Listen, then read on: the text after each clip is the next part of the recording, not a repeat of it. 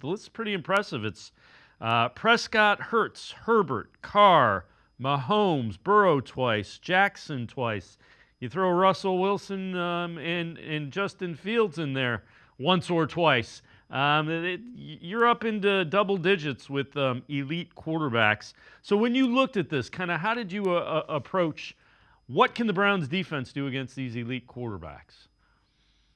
Well, there's two things I looked at. First, I went back to my old, even at the high school level. So when you face an elite guy, there's two things you can do. If you're undermanned, you got to scheme it up, right? You got to trick them. You got to do certain things. The Browns don't have to do that. So the Browns have obviously at their scouting report if the guy's mobile or not mobile. A couple things you got to keep in mind. First of all, they're going to make their plays. You got to limit those plays, and you have to make plays as a defense as well. But the Browns are in a position where they have the personnel that they should make the offense adjust to them. And the way that I think the Browns should attack these quarterbacks only changes is if the guy can move or not. But these quarterbacks have to prepare for the Browns defense. These quarterbacks that they're playing will not see a better defense than what the Browns are going to offer them.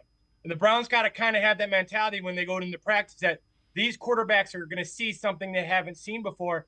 And I think that's possible with the depth they've added to certain positions. Obviously, there's things up in the air, but the Browns have to do what they do. They've committed to this pressure stuff. Stick with it. Get after the quarterbacks and make them adjust to them. Yeah, and that's kind of Jim Schwartz's mindset when you hear him say, we're gonna do what we do. All right, so the first thing, take us through this clip and kind of what you see here from the defense. Well, normally what you're going to see, so this is a great play by Myles Garrett. This is a really good play by the defense. So you're going to see the entire Browns defense play on the other side of the ball, right? And they do this a bunch because they have so many in the up in the box, 7, 8 in the box, and they also gap penetrate. You're going to see Myles with great extension. He's going to peek inside, and he's going to get rid of Beckham. Now, this is just the idea of the Browns have to make these elite quarterbacks one-dimensional. So it sounds kind of weird, but they have to make them pass only. Because if they can run and pass, then the defensive line and the secondary and the linebackers have to play both.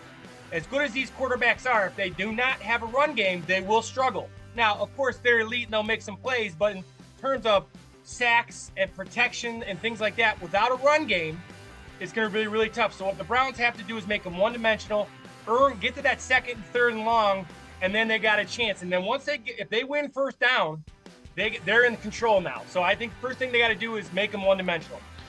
So the second point that you have here is we look at what Browns defense needs to do against these elite quarterbacks. Create matchups in your favor. Take us through this clip and what you mean by this. So this is you're going to see. I have another clip here in a little bit that really exemplifies it in terms of pressure. But what you want to do now is you want to get these guys to second, third long. Now you got Becton, and Browns did a really good job of getting one-on-one with Myles and Becton by covering the tackle, slanting, bring a linebacker to that side, showing the linebacker in the gap. Whatever it was, Schwartz does a great job of getting Myles one-on-one with Becton, and Becton really struggled with Myles' ability to bend and his power. So again, by stopping the run on early downs, as you saw in the last clip, then allows them to rush the passer. If they can win first down, they're going to be as good as there is in the NFL on defense. They got to win first down. And then this is what you're going to get a bunch of here with all 10 of these guys that can really get after the passer. All right, so you had mentioned the kind of plan only changes relative to mobile and non-mobile quarterbacks. So this next one, non-mobile guys, take us through this and what you think the Browns can take advantage of here.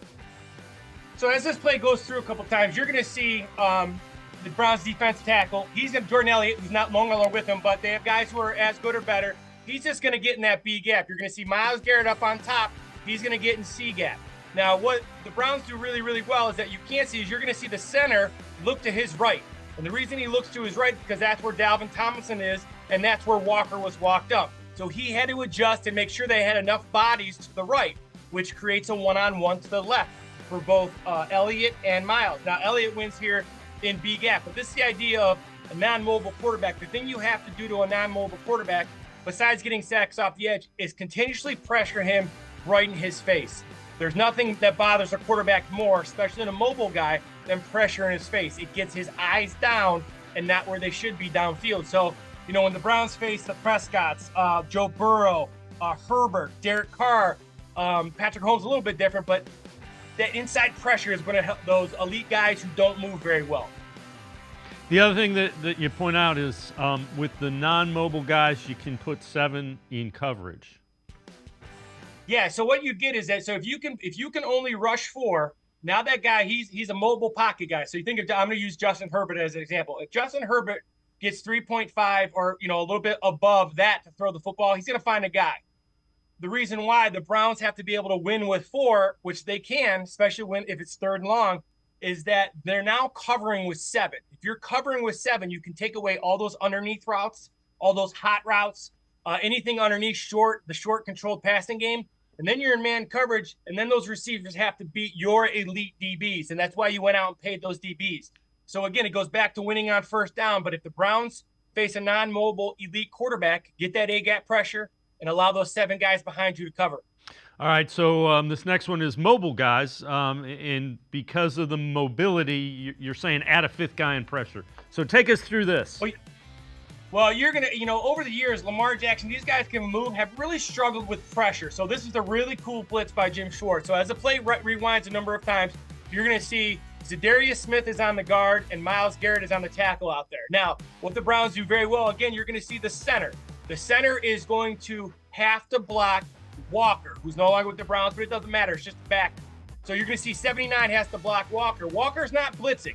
All Walker is doing is occupying number 79, so 79 has to block him. Because if he doesn't come, the center will just slide to his left and take Delpit. But by putting all that pressure on that left guard and that left tackle with Zadarius Smith and Myles on the side, covering the center, now you bring Delpit. And what I like about what the Browns can do with this pressure is bring more pressure. So if Delpit comes, have JOK be the guy behind. JOK comes, you can have Delpit be behind. So they have these second-level athletes that can track these guys down as well. So maybe one blitzes, one is a spy coming off the edge. The other thing they have to do if they face the mobile guys, the outside guys have to rush in their lanes. So Myles has to stay outside. Zadarius has to stay in B-gap so these mobile guys don't have anywhere to go, and then you can get there with that 5th guy. So a lot of people say stay back.